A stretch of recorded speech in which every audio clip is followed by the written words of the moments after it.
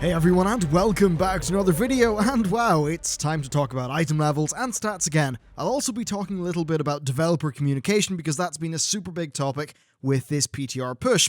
So Blizzard have put their big solution to the statistic problem on the 7.1.5 PTR, and in this video I'm going to be going through what's happening and breaking it down. Apologies for not having this covered a bit sooner. I was busy building a new PC and resetting up the office. On the bright side, this should help my workflow in the coming weeks, but let's talk about stats. So, thing number one, secondary stat rating to percentage numbers have changed. You now need more rating, which is the number on the bit of gear that you would actually get. You need more rating to get a percent of the stat. This means that after patch 7.1.5, characters will have a lower percentage of haste, critical strike, mastery, and versatility.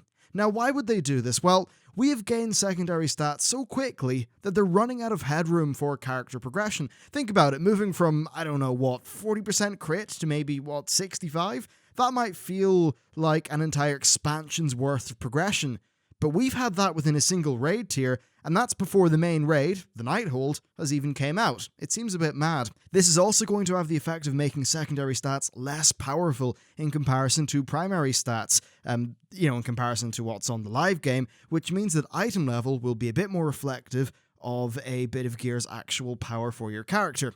Rings and necks don't have primary stats, of course, so instead they're just making the number of secondary stats increase even more per item level, such that they're kind of brute forcing the problem. Even if 850 bit of gear is well itemized, the idea is a mediocre 865 should win purely on the massive amount more of secondary stats that it will have.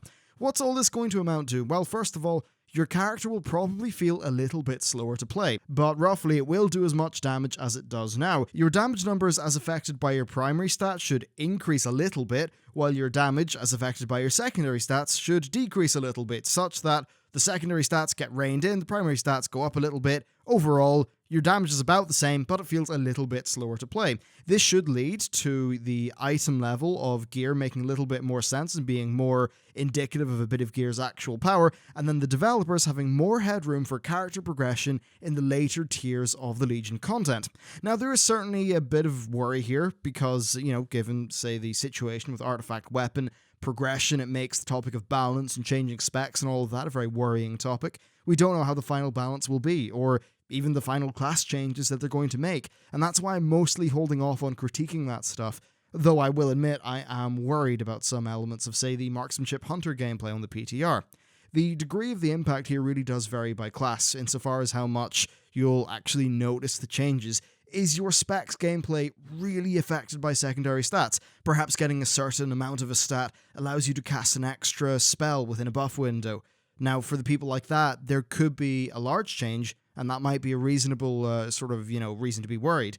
It might be the case that for most players it isn't a massive hit, but for the players with really excellent gear, so that they are pushing those kind of edge cases, maybe they will see a larger decrease in power. Once again, we need to wait and see how things pan out. I don't envy Blizzard, for sure. They have to tune a redo of the stat system, they have to tune the Nighthold set bonuses being put in, and they have to tune a bunch of pretty large class tweaks, all within the same patch, which seems kind of hard to do. One takeaway from all this, though, is that item level should matter more. What's that going to mean for your gameplay? Well, you probably want to start hoarding high item level drops. Previously, you just vendor them, but that might not be the case when 7.1.5 drops, so having a selection of high item level pieces, even if they don't have the best stats right now, could be beneficial on launch day. It also makes legendary items a bit more powerful, or at least mitigates the problem of having a legendary with a great effect but per stats. That's a nice bonus if you've already got such an item in your bag, but I guess that's about it. Now, there's also been a lot of talk about developer communication surrounding this PTR cycle, with many players feeling like they're not being listened to. First, they're doing a Q&A session this coming Wednesday, I believe, on Twitch, so that's definitely good. Second, I do agree that there is a communication problem within the Warcraft team. We see Ben Brode and Jeff Kaplan from Hearthstone and Overwatch directly address community concerns on YouTube, as well as being quite active on the forums. Now, it's fair to say that the Blues are pretty active with Warcraft, but overall I get the sense that it's very reactionary and it's rebutting criticism rather than actually informing people in advance of seeing numbers without really any context. At the end of the day, anyone with common sense should be able to predict the reaction of what, for an example, went down with the 7.1.5 PTR. A few tweets and a follow-up post isn't going to help much. When people see a bunch of class changes without context, of course you're going to see them run with the limited information that they have. The actual truth and the intent doesn't matter because people don't have all the information, so they're just going to run with what they know. So first, I think the best solution is to have PTR releases be accompanied by an in-depth blog post like the developer water coolers that they used to do. These don't have to be perfect, they just need to be a starting point so that people can contextualize what they read and data mine information with what the developers actually intend to do overall. It would be a good tool to help people understand what Blizzard want to do, and additionally, I think it would be a net cost-saving measure for Blizzard as far as man-hours go. I have to imagine that quite a lot of hours are spent parsing through ill-informed posts, overly angry posts, trolls, stuff like that.